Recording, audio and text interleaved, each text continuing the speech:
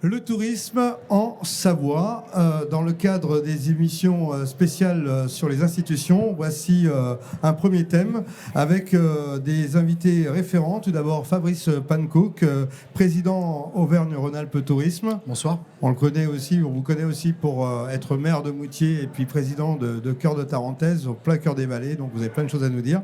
À vos côtés, un voisin, si vous me permettez l'expression, qui rayonne au niveau national avec l'ensemble des maires de montagne et aussi au niveau de la promotion de la montagne avec France Montagne. Je parle de Jean-Luc Bock. Bonsoir Jean-Luc Bock. Bonsoir. Et puis bien sûr, il n'y aurait pas de ski sans moniteur de ski, la fameuse tenue rouge qui nous accompagne de partout sur les différentes vallées de France. C'est Éric Brèche qui est du côté de Courchevel habituellement, c'est bien ça, qui descend de ces montagnes pour nous retrouver à Chambéry. Bonsoir Éric Brèche. Bonsoir. Vous êtes le président donc, de l'école de ski français. Alors, c'était important, Pascal Barcella, d'inviter ces trois personnalités. Et vous faites partie aussi de la vice-présidence de Grand Chambéry Alpes Tourisme qui a lancé dernièrement Chambéry Montagne. Ah, il a tout dit, Laurent, il a tout dit. Non, je suis très content d'être à côté de ces acteurs du tourisme de montagne, le tourisme de montagne qu'on imagine tous, le tourisme associé au ski. Alors certes, il y a une montagne 4 saisons maintenant, mais très montagneux. Je veux juste effectivement dire que Chambéry a enfin sa marque de destination. Alors elle s'appelle Chambéry Montagne, donc on associe effectivement toujours la montagne à nos messages, mais c'est aussi un tourisme de ville de plaine. Chambéry est une ville de plaine et elle affirme complètement son nom dans son identité de marque. Et je suis très fier qu'on ait cette identité, qu'on puisse la défendre demain. La Savoie, c'est bien sûr nos stations, c'est aussi Aix-les-Bains et son lac, c'est Chambéry et ses trésors historiques et ses trésors tout court. Et je suis très content donc qu'effectivement cette marque ait pris naissance il y a quelques jours et on va l'annoncer très bientôt au grand public. Alors, si on faisait un point sur l'été, qu'est-ce qu'on dirait sur Auvergne-Rhône-Alpes, Fabrice Pannecook? Ça s'est bien passé? On dirait qu'on a passé une très bonne saison. Je crois que si on devait le résumer à l'extrême, c'est ça. Quand on regarde dans les détails, c'est un mois de juillet qui a performé plus que d'habitude. C'est globalement le retour des clientèles étrangères. C'est, et ça c'est une grande fierté, la confirmation que nous savons faire venir les Auvergnats et les Rhône-Alpins sur leur territoire. Et c'est la confirmation de ce qui a su être transformé autour des clientèles britanniques, des clientèles suisses, allemandes et néerlandaises, qui est très important pour nous. Jean-Luc Bock, vous qui avez une vision nationale avec France Montagne, vous êtes d'accord avec ces propos et vous confirmez que la Savoie se porte bien? Alors la Savoie se porte extrêmement bien et je dirais tout le territoire national, toute la montagne française se porte bien. D'ailleurs, les chiffres nationaux font état d'une équivalence à 2021 qui était une saison record. Et on peut dire aujourd'hui que 2021, qui était record, a été égalé en 2022 à plus 10% par rapport à 2019, avant la crise Covid. Alors Eric Brèche, j'imagine que vous étudiez un peu les réservations, ça commence. C'est sérieux ou pas pour cette année? C'est très sérieux. Il y a une confirmation de l'appétence pour la montagne, pour la neige et pour le ski et toutes ces disciplines. À ce jour, c'est à 2 chiffres l'augmentation et on voit que les gens ont vraiment envie de venir. Et s'ils ont envie de venir, réservez bien en amont pour être sûr d'avoir une place et de pouvoir bien cibler la période à laquelle ils veulent venir. Approchez-vous du micro pour qu'on vous entende bien, messieurs, puisque nous sommes en direct de la foire de Savoie. Alors, l'inquiétude, c'est quand même la crise énergétique. On a entendu des choses ces derniers temps sur les remontées mécaniques, etc. Il en est quoi? Je sais qu'il y a eu de nombreuses réunions. Vous revenez de la réunion des régions du côté Clermont-Ferrand, je crois, ou de Vichy. Qu'en est-il? Est-ce qu'on va pouvoir skier en paix avec les remontées mécaniques? Fabrice Pannecook. Je crois qu'il faut regarder le sujet avec beaucoup de lucidité. Il y a évidemment un sujet énergétique qui nous occupe tous, qui nous contraint à regarder comment nous pouvons avoir des actions beaucoup plus sobres et repenser peut-être les modèles avec lesquels nous avons vécu jusqu'alors. Pour autant, cet hiver, nous skierons. Et je crois qu'il faut aussi garder cette ambition de la manière avec laquelle nous savons faire face aux défis qui se présentent à nous. Et cette année, nous pourrons skier parce que les conditions seront réunies et que nous avons de très belles perspectives qui sont d'ores et déjà annoncées. Jean-Luc Bock, on a tout entendu, qu'on allait fermer les remontées mécaniques pendant quelques heures par jour.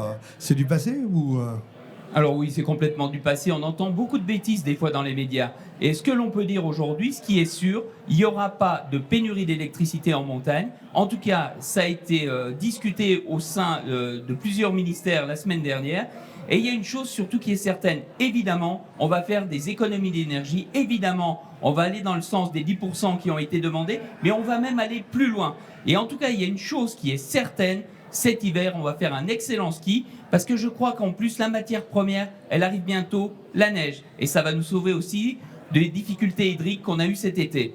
Alors messieurs, pour bien skier, il faut des bons sociopros, que ce soit pour skier, pour se détendre au cœur même des Savoies. Eric Brech, avec les moniteurs, on peut, j'imagine, avoir une perspective. On a du mal à recruter aussi en montagne ? Il faut savoir que sur la Savoie, c'est à peu près 6000 professionnels qui sont présents. La difficulté, ce n'est pas le travail. La difficulté, c'est comment on va à son travail. Est-ce qu'on peut se loger? Et si on ne peut pas se loger, comment on va et où on va? Et plus ça redescend dans la vallée, plus on retrouve les problématiques de logement, les problématiques de mobilité, les problématiques de parking, les problématiques que je pense que tous les maires ont automatiquement. Voilà. On va changer de micro, pardon. Oui, les problématiques que toutes les stations ont. Donc, du coup, les moniteurs de ski, qui est un gros volume, bien sûr. S'il y a un problème à ce jour, ce n'est pas forcément le recrutement, c'est surtout comment rester dans chaque village de montagne. Alors, la question se pose, on attire les touristes et il faut loger les saisonniers et même les Savoyards. Au niveau du tourisme, c'est quelque chose que vous étudiez, Fabrice Pankouk, avec l'ensemble des corporations ? Oui, naturellement. C'est un sujet qui est essentiel, cette question du logement. Et il faut pouvoir le segmenter entre le logement des habitants permanents. On a la chance d'avoir une montagne vivante et habitée. Ce logement, pour ceux qui viennent en visite, les touristes, avec des logements adaptés. Et puis, bien sûr, ce logement pour les travailleurs saisonniers. On intervient sur chacun des axes. Beaucoup de choses ont été faites ces dernières années. Je pense ici notamment au logement saisonnier. Il reste beaucoup à faire. Pour autant, il y a une dynamique d'ensemble qui est donnée. Il y a une volonté à la fois du côté des collectivités, mais aussi des sociopros. Et je crois qu'il faut poursuivre les efforts qui ont été initiés. Alors on parle de tourisme, on parle beaucoup de montagne parce qu'on est à l'aube de l'hiver, mais la Savoie, c'est aussi des lacs. Lac et montagne, c'est 2 saisons. Alors je ne sais pas si c'est 4 saisons, mais c'est 2 saisons. Comment on essaye d'appuyer ça? Alors en montagne, mais aussi du côté du lac du Bourget et des différents lacs de Savoie. On a la chance d'avoir un département qui offre une grande diversité de l'offre touristique, et Pascal Barcella le rappelait tout à l'heure. La question des lacs est à prendre à bras-le-corps, et avec Aix-les-Bains, bien évidemment. C'est une grande complémentarité. En réalité, nous avons la chance d'avoir un tourisme qui peut totalement se diversifier. À l'échelle de nos territoires, ce qu'il faut aussi, c'est que nous puissions regarder des échelles plus larges. On vient effectivement à la montagne, mais la montagne, c'est aussi une vallée pour y accéder. C'est une vallée qui peut proposer un certain nombre de choses à découvrir, à visiter. La question des lacs, c'est la même. On a des territoires qui les entourent. Il faut que nous sachions valoriser l'ensemble. Et aussi l'histoire autour des lacs. Je pense ici au site Palafitique, par exemple, où on a beaucoup de choses à dire. Les priorités de France Montagne et des maires de montagne que vous représentez aujourd'hui en tant que président, Jean-Luc Bock. Alors la priorité absolue aujourd'hui, c'est évidemment les réservations. On sait que l'appétence pour le ski est présente. La simplification du parcours client dans toutes ses formes, sous toutes ses formes, c'est-à-dire d'abord un moyen de transport qui permette d'accéder dans nos montagnes, le train de nuit. On continue à travailler le sujet, c'est extrêmement important. En ce qui concerne la venue de nos vacanciers, on va tout faire pour que cela se passe bien. On souhaite la bienvenue à Monsieur le Préfet. Vous verrez, c'est super simple en hiver. Et ça devrait bien se passer. Mais en tout cas, il y a une chose qui est sûre. On est tous prêts, on a tous envie. La montagne était en convalescence et la montagne, elle va réagir. Vive la Savoie. Et on peut dire que tout ce qui va être fait, ce qui va être mis en œuvre par tous les acteurs, tous les socioprofessionnels, va permettre de faire avancer cette montagne qu'on aime tant. Eric Brech, vos priorités ? Les priorités, c'est de répondre présent à la demande croissante de la clientèle, justement, pour les enjeux d'abord sécuritaires. Faire pratiquer et découvrir le ski sous toutes ses formes, c'est d'abord notre enjeu. Et c'est aussi une source de développement pour les stations de ski, parce que je pense que sans apprentissage, à mon avis, il n'y aurait pas autant de monde en station de ski. C'est d'abord ça. Et puis de savoir accueillir et de jouer notre rôle, parce que la station de ski, en règle générale, c'est une addition de valeur au service du collectif. Dernière question, Fabrice Pankouk, au niveau Auvergne-Rhône-Alpes, on a les mêmes problématiques qu'en Savoie. Il y a d'autres spécificités qui sont au sommet de vos piles de dossiers. S'agissant du tourisme, on a évidemment les mêmes problématiques quand on parle d'emploi notamment, quand on parle de logement ou quand on parle d'accès. C'est des sujets qu'on prend à bras-le-corps.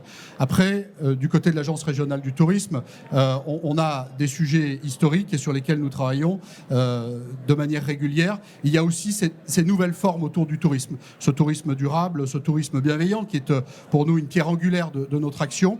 Ce tourisme culturel et qui a été évoqué également. Et puis tout ce que nous faisons aussi autour du tourisme de l'événement. On le vit particulièrement ici dans cette foire. Voilà les sujets sur lesquels nous travaillons.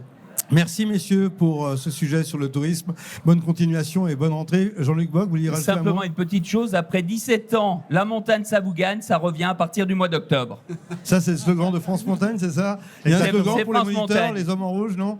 Non, c'est la montagne, ça nous gagne. Donc ça devrait vous gagner aussi. Ça nous va parfaitement bien, messieurs. Merci de votre visite sur le plateau de Savoie News.